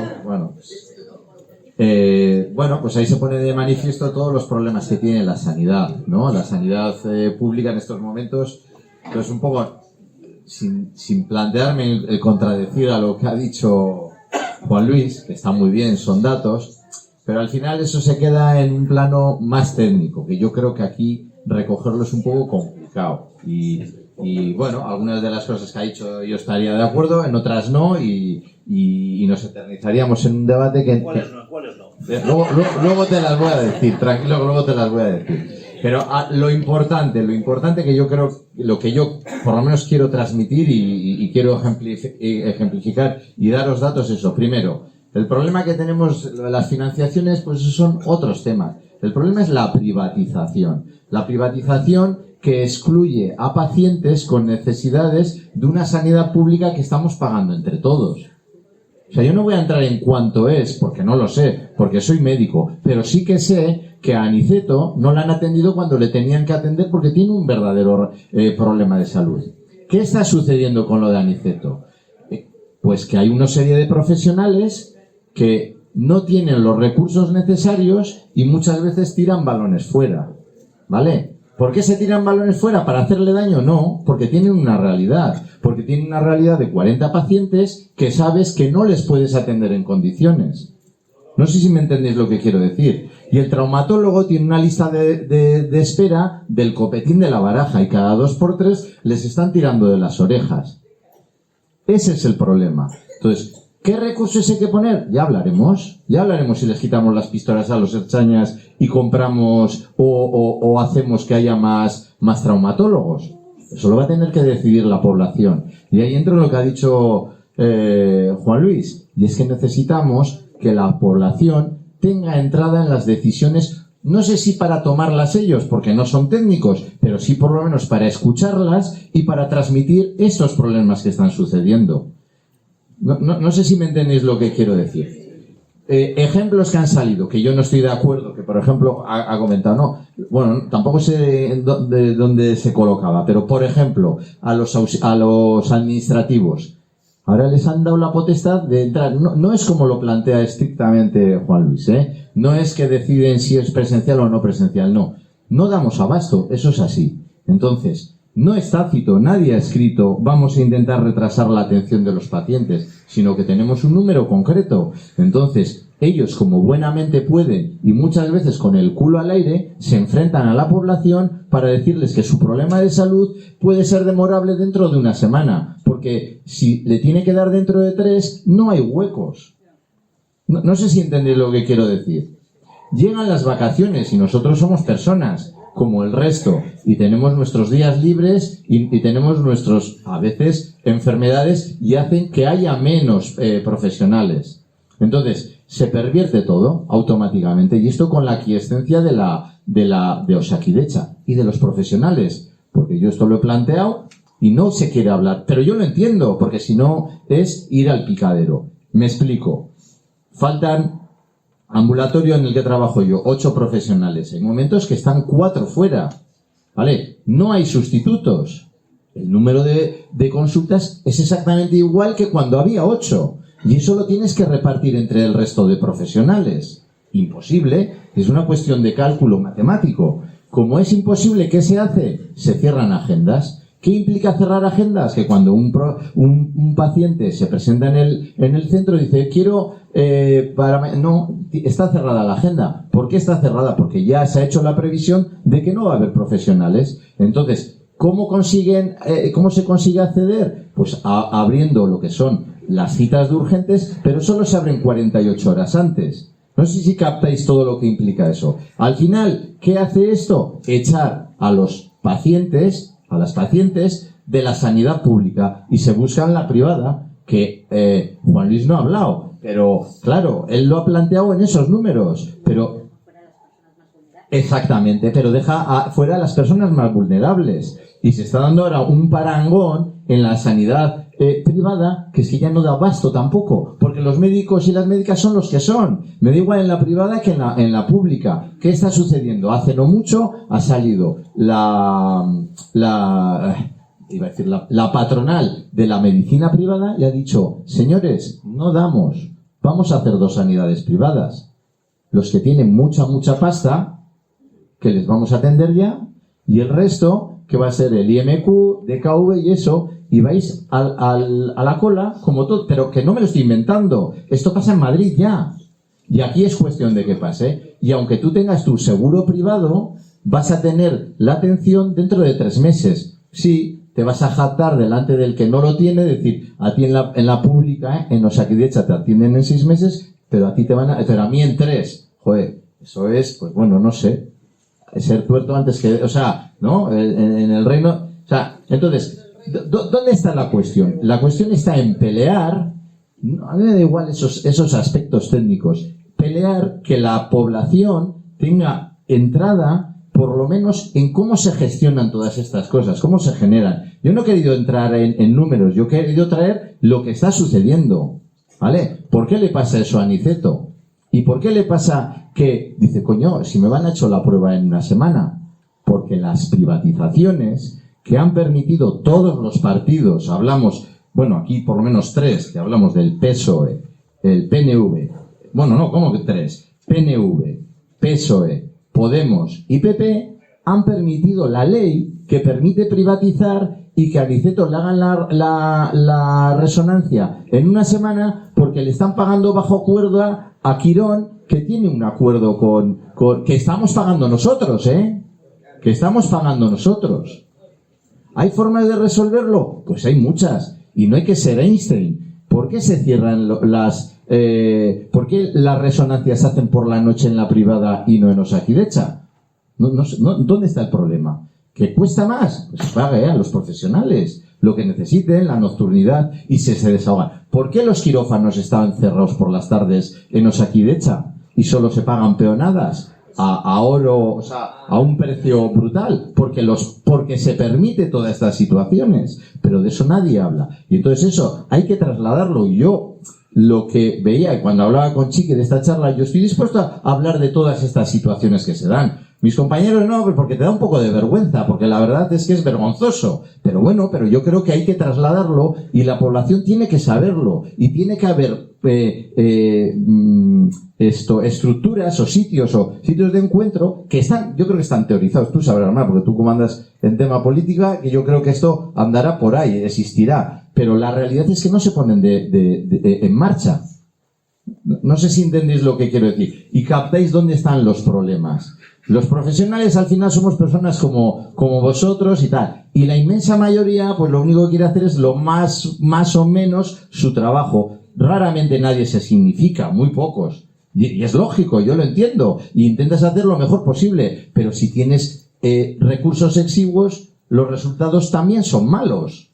¿Vale? ¿Por qué son malos? Porque no sé si sabréis, si no ha salido, hay un exceso de mortalidad brutal. Brutal. O sea, brutal. Se han muerto este mes 10.000 personas más de las que se debían de morir a nivel del Estado. O sea, que nos toca a todos. Y se están muriendo en todas las... nadie ha planteado un estudio de eso. Ni Podemos ni el PSOE. O sea, no sé si... Entonces, al final, yo lo que quiero trasladar es el problema es la privatización que se decide políticamente y el problema es la exclusión, tanto como pacientes, como interventores o controladores del sistema, que es de ellos, que es vuestro, de lo que está sucediendo en la sanidad. Os dicen, ¿vosotros conocíais esto? No os conocéis. Mira, datos así, sueltos. Hace años, en Osakidecha nos pasaban a los médicos de cabecera el tiempo de espera de cada uno de los especialistas. Ahora ni se les ocurre, por el problema que tiene de que sería escribirlo en un papel que automáticamente lo podrías llevar. Es todo una nebulosa. Yo no sé cuánto tiempo, y depende, si tengo suerte, a un paciente que le manda trauma tarda 1 año y a veces de repente 7, ¿y qué ha pasado? Porque yo le suelo preguntar, no, que han abierto peonadas. Entonces, es una inequidad del copón. Si tú tienes la suerte de que te toca en ese momento, te tardan 7 meses, si no, te tardan 1 año. No sé si entendéis todas las situaciones que se están dando. O sea, y se sacan programas, eso de, como has dicho, el paciente experto. O sea, claro, él hablaba 1.200. He hecho, el porcentaje de diabéticos es el 6%. De 2 millones, que somos más, estamos hablando de 120.000. 1.200. Joder, se están riendo de mí. O sea, quiero decir, ¿está bien ese programa? Pues vale, pues lo decimos, pero de 120.000, 1.200... Es una tomada, exactamente. Entonces, esto lo tiene que saber la gente, lo tiene que saber la población para poder reclamar sus derechos. Y añadiendo, ya haciendo una aportación, que lo habla, mira, está Juancar y incluso con Aniceto, mira, los de Berriochoa hacen una cosa bastante chula, a mí me parece. Y es, desde la denuncia personal de una situación, trasladar eso al sistema y decir, oye, ¿qué has dejado de atender a Aniceto? Que lleva 2 años con una prótesis pidiendo una prótesis de cadera. Y ahora os cuento otra cosa, para que veáis cómo está la cosa. Cuando alguien pide una prótesis de cadera en Osakidecha, todos son largas. Cuando va a la privada, el mismo profesional con nombre y apellidos, lo opera al día siguiente si pone 18.000 euros encima de la mesa. ¿Cuál es la indicación? ¿La indicación es en la privada o la indicación es la de Osakidecha? Bueno, pues eso lo tiene que saber la gente para pedir responsabilidades y decir, no me puedes indicar si tengo 18.000 euros que me opere mañana porque hay que hacerlo, porque está mal esa cadera, pero si voy así, no, es que esto no. Y ahora hacer la resonancia y luego vete. Y luego cerramos te doy de alta yo y tienes que ir otra vez de nuevo al médico de cabecera, que es otro truco que se suele utilizar, pero nosotros no podemos hacer nada, desde atención primaria. Le dan de alta el especialista, vuelve a ir a primaria y tú le tienes que volver a meter en la lista, pero en la lista para dentro de otros 6 meses. No sé si entendéis. Son todo perversiones del sistema en las que ¿la culpa la tiene alguien? Pues bueno, yo sí creo que la tienen todos los que gestionan esto y saben lo que están haciendo. No son idiotas. La Saguardui no es tonta. Mijuab no es tonta. Los que están por encima de Mijuab, los gerentes de aquí, no son tontos. Es algo estructural porque se está buscando la sanidad que se está dando en Estados Unidos. La diapositiva que os ha puesto Juan Luis, que es engañosa, el 14,5 y dirá, ¡qué buena sanidad! Mentira. La sanidad yanqui es de las peores del mundo, es de la que más inequidad tiene.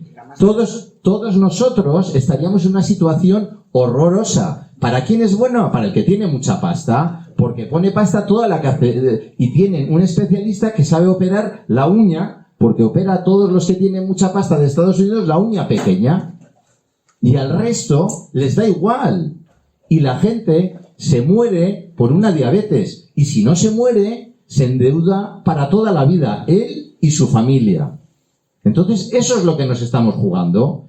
Y el programa, y vamos a hablar, y vamos a hacer hospitales, que eso ya saldrá, que gente con 2 dedos de frente la hay. Yo creo que hay que pelear es lo básico, y es, no se puede usar dineros, desviarlos y excluir a la gente de la sanidad pública, trasladarla a la privada, y tiene que tener control, o por lo menos al menos conocimiento de lo que está sucediendo.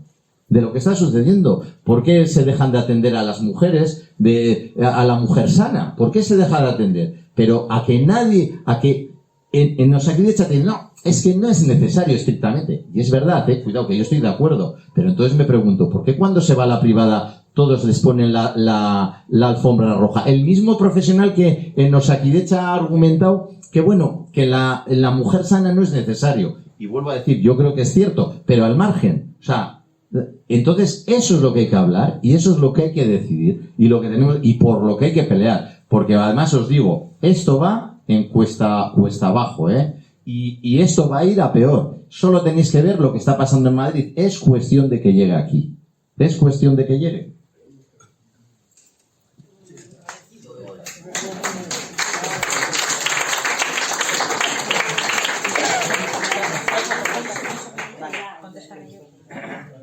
Yo simplemente por recoger un poco en plan sencillo, que el modelo, o lo que he entendido yo de lo que habéis contado, es que el modelo al que vamos y al que nos están conduciendo, y nos lo han dicho claramente, porque nos han hablado de un cambio cultural, de cómo la atención va a ser telemática, que eso, atención telemática no es atención sanitaria, nos lo están diciendo claramente. El modelo al que nos están dirigiendo, somos ya conscientes de ello, hemos llegado hasta este punto, y este modelo va en contra de lo que la sociedad estamos demandando. La sociedad estamos demandando un sistema sanitario comunitario, y me atrevería a decir que este sistema sanitario comunitario es un sistema que se base en la perspectiva de género, porque la perspectiva de género habla de una atención presencial, de una atención que trabaje la prevención, que trabaje el seguimiento, que trabaje el acompañamiento, que trabaje y que atienda los cuidados, las especificidades de las personas, que atienda las demandas y a los problemas sociales y los problemas psicosanitarios, psicosociales que generan una sanidad comunitaria. Y esto es un modelo al que no quieren, porque es un modelo que no deriva dinero y no deriva recursos a sus intereses y a sus negocios privados. Entonces, ¿cómo vamos a responder ante esta situación? Pues no nos queda otra que, como llevamos haciendo muchos años, y creo que es el camino a seguir, que tenemos que denunciarlo en las calles. Y tenemos que denunciarlo de forma pública, porque somos conscientes, porque ya nos lo ha dicho, porque nos lo ha dicho hace 2 meses la señora Sagardui, y ha dicho lo que va a pasar, y ha dicho cómo van a ser las asistencias. Y todo esto que nos han contado estos 2 señores está más que organizado, y está todo programado. Entonces, ¿qué nos queda? Pues la confrontación, y la confrontación significa la denuncia pública. Y la denuncia pública para llevar a, por lo menos, que la presión social haga que nos acerquemos un poco más a ese modelo sanitario comunitario. Y ese modelo sanitario comunitario es un sistema con perspectiva de género que atienda las especificidades de todas las personas. Y yo con esto ya acabo.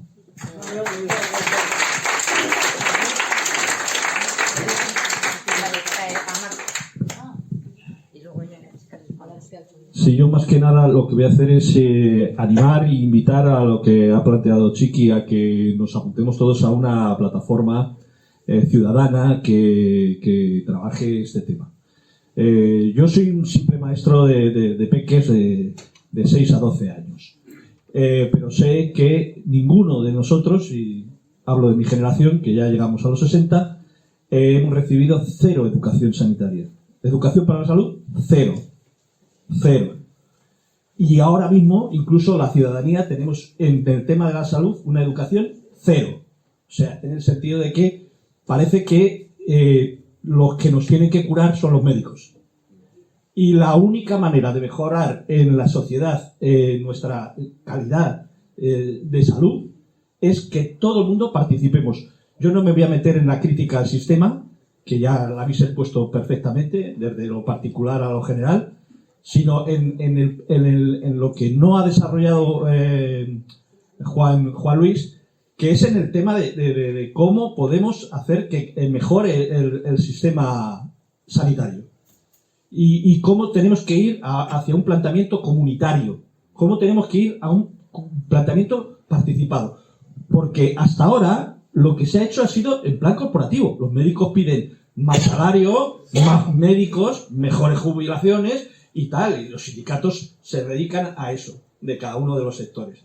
Y la ciudadanía pintamos muy poco en este tema. Y yo creo que hay que hacer un poco como hacen en Madrid. Las asociaciones de vecinos están pendientes, actuando con enfermeros y como hemos hecho aquí también en Baracaldo en alguna ocasión, con médicos y con sindicatos y con todo, planteando actuaciones y que, por ejemplo, no nos enteramos nadie de que falta un médico en nuestro ambulatorio, como tú nos acabas de plantear. ¿Por qué? Porque no hay una interacción participada de los movimientos sociales, de Aguita, de Berriochoa, de los pensionistas, junto con los sanitarios que están trabajando y que notan carencias, y nosotros notamos déficit, y ahí no hay ninguna comunicación, no hay ninguna participación. Es muy importante que actuemos desde un punto de vista social, un nuevo planteamiento social, en donde la salud es cosa de todos y todas. O sea, o nos lo planteamos así o no tiene solución el sistema. No está como plantea Uría, pedir más médicos y más presupuesto, o que no se siga privatizando, que hay que insistir en que no se siga privatizando, que esa no es la salida, sino que las desigualdades están aumentando y la única manera de combatir esas desigualdades y a trabajar en favor de los sectores más vulnerables de la sociedad es precisamente organizarnos y salir a la calle y participar en el sistema, exigiendo lo que nos corresponde y que necesitamos.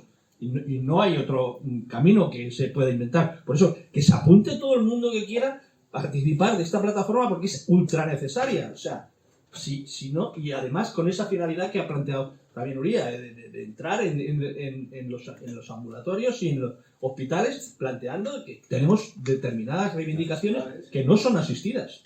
Y perdonad por lo largo. Muchas gracias.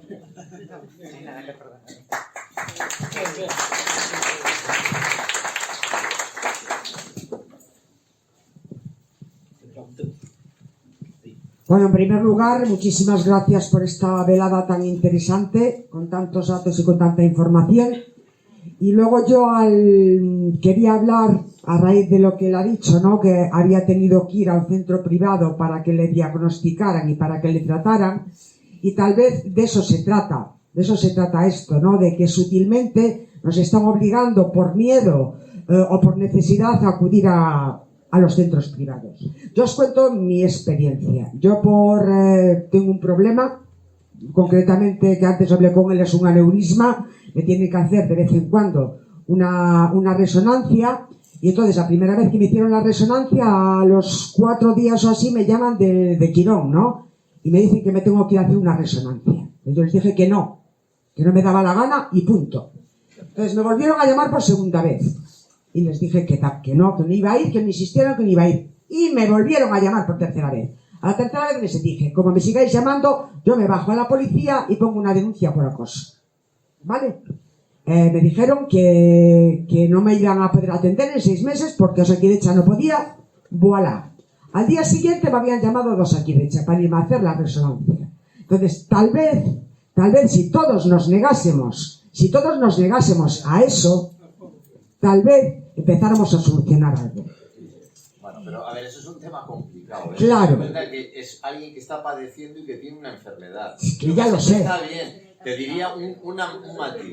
Negarte y al día siguiente ir al SAPU, al servicio de atención al paciente, y poner una queja. Es mano de santo. Os aseguro que os van a llamar a la semana siguiente. A mí no me hizo falta, si me bajara a protestar. Me hizo falta, pero que dije a mi hermano, que tenía una hernia inguinal, que tampoco es grave, me dijo, me han llamado en la Cruz Roja. Le dije, ni te acerques, diles que no. Mañana pones una queja en el SAPU y le dieron cita a la semana siguiente. Sí. Yo lo que les amenazado que iban a sacar. Pero fijaros cómo es el detalle.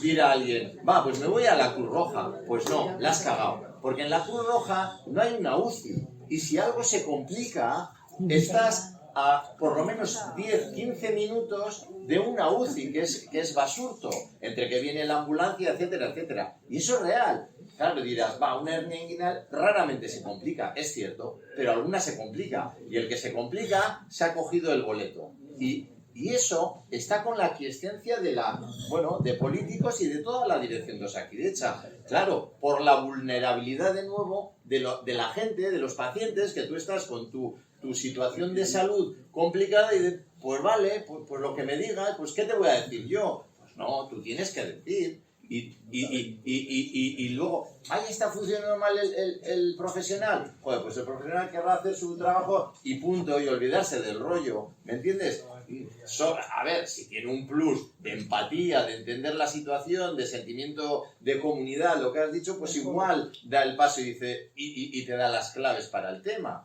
Pero es así, es la sanidad que tenemos. Los médicos no somos sandioses, somos personas que hemos tenido la suerte de hacer esa profesión, que ahora está bien. Pero recuerdo que hace 30 años los médicos se morían de hambre. O sea, real, no. ¿Me estoy inventando algo? 40, vamos a poner 40. Era complicadísimo. Hay un montón de médicos que se tuvieron que buscar la vida en otros sitios. Y aquí, en breve, viene vuelta de tuerca, ¿eh? O sea, van a sacar a 50... Bueno, es lo de menos.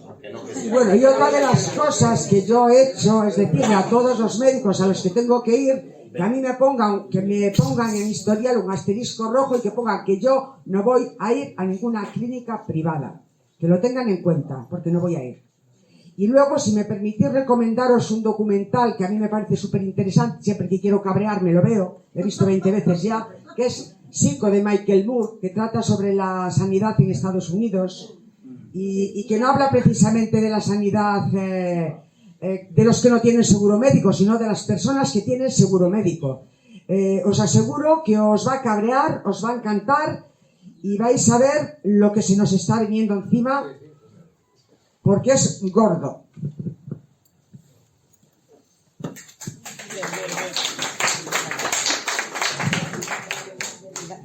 ¿Querías hacer tú? Vale. Juan, si querías hacer una intervención.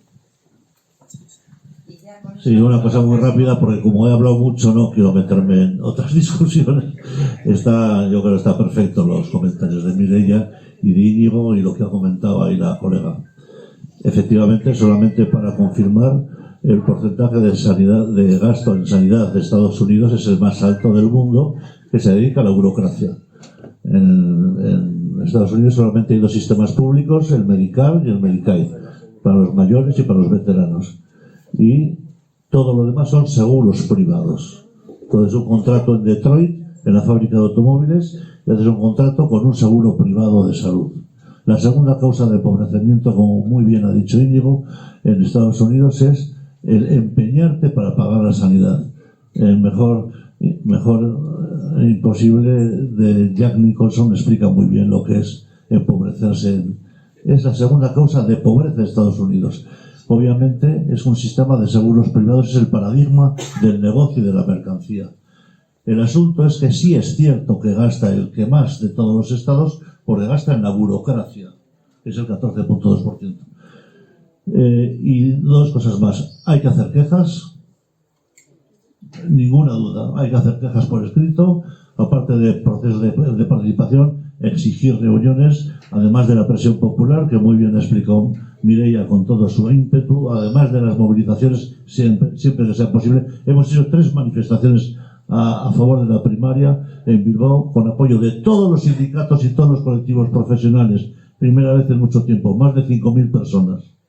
Algo se está moviendo en la atención primaria, muy lentamente, muy poco a poco. La movilización tiene su principio y su después. Y hay que estar preparados como movimiento ciudadano, como plataforma, en qué es el después cuando tienes fuerza en la calle. Y el después es negociar y discutir y presionar con criterios firmes. ¿Y qué son criterios firmes? Aquellos que no nos engañen, Hace falta otro modelo de organización en Osakidetza. Hace falta distribuir la pasta de otra manera. Hace falta democratizar el proceso de toma de decisiones de Osakidetza. Es esencial. Hace falta... Claro, no vamos a salir a la calle para movilizarnos para un hospital nuevo en Sestao. Yo sí lo haría, que es mi pueblo. ¿Es la prioridad un hospital nuevo en Sestao? Pregunto. ¿O es la prioridad reorganizar de otra manera y continuar y seguir las situaciones como las que ha explicado Íñigo? 4 médicos de vacaciones como en mi centro de salud, 2 médicos de vacaciones sin sustitución. De 40 se han puesto en 62 pacientes por medio. Esto es lo que hay. Entonces, ¿qué estamos pidiendo desde Osalde y de otros colectivos? Políticas de incentivación a los profesionales. Incentivación a los profesionales. Y entienden la incentivación con el culo. Han propuesto a los 14 médicos de las urgencias del hospital de Galdácano mitad de contrato en urgencia, mitad de contrato en los centros de salud. Dice, claro, razón no les falta. Lo que pasa es que no lo consultó con nadie. Y lo que pasa es que los médicos no están de acuerdo. ¿Por qué tengo que trabajar la mitad de mi tiempo en la urgencia de Galdácano y la otra mitad en un centro de salud? Vamos a discutirlo, por lo menos, ¿no? No se ha discutido con nada ni con nadie. Estos son problemas concretos. Entonces, el movimiento social tiene que tener armas para discutir estas cosas. Armas y argumentos. Aquí hay dinero. Eso de no hay dinero es mentira. Aquí hay dinero. Probablemente haga falta un 1% más. Probablemente unos 1.500 millones más haga falta en sanidad para homologarnos a la Unión Europea de los 15. Posiblemente. Pero como dice Íñigo, estos son problemas técnicos. Quiero decir, financiación adecuada. ¿Para qué? Esa es la gran pregunta. ¿Cuántos pensábamos que Cruces, cuando se inauguró el hospital de Urduliz, iba a tener más espacio, más quirófanos libres, más plantillas libres, más para intentar que San Eloy se convirtiese en un hospital de media y larga? ¿Cuántos pensábamos eso? Es un montón de gente. No ha pasado nada. Es una cuadrilla de ineptos. De ineptos. Eso es otra cosa. A San Juan de Dios, a la pasta para los curas. Esta es la verdad de la vida. Por lo tanto, ¿qué argumentos tenemos para movilizar a la gente, para presionar en los centros, para hablar fraternalmente y con respeto con los médicos y las enfermeras de los centros de salud, para proponerles qué? Esta es la pregunta. Más pasta no depende de mí. Habla con Julien Ballesteros, que es el responsable de la OSI, el gerente del Hospital San Eloy. Habla con Mariluz Marqués, que es la gerente del Hospital de Cruces. Habla con ella si te recibe. ¿Cuál es el problema? El problema es que queremos hacer un seguimiento de cómo funciona Osakidetza, de cómo gasta el dinero. ¿En qué lo gasta? Pues no te líes con la manta, porque lo está gastando en el 65%, casi el 70%, porque acaba de pagar la carrera profesional, que debía a un montón de profesionales en personal. Es casi el 70% en personal. Es así, ¿no, José? Casi el 70%, ¿no? Entonces, eso es habas contadas, ya está. ¿Qué plantilla estructural vamos a tener? Dice que cuando acaben los presupuestos de 2023, 31.000 profesionales, trabajadores va a haber en Osakidetza con plantilla, con código de plaza, con plaza. Así. ¿Y dónde están?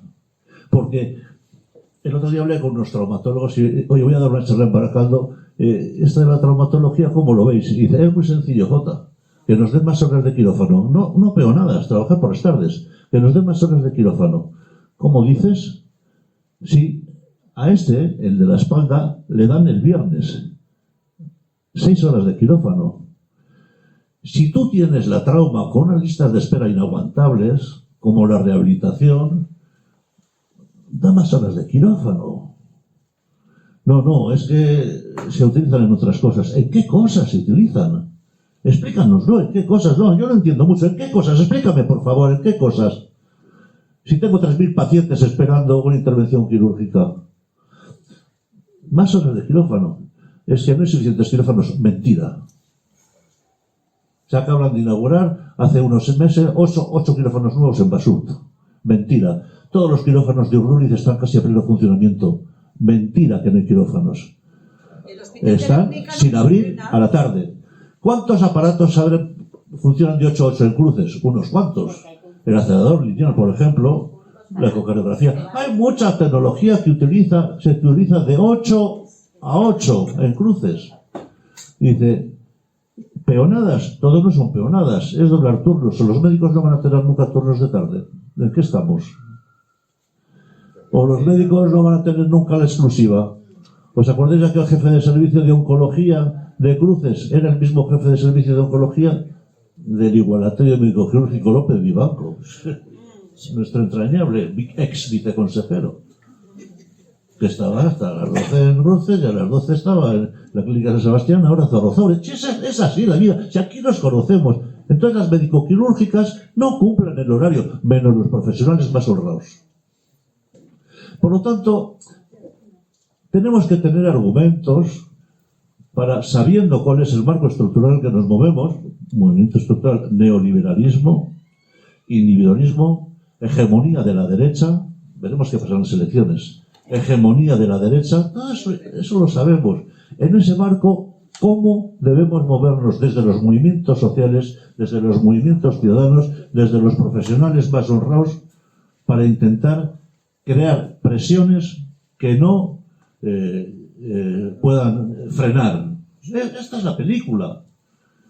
Nada más.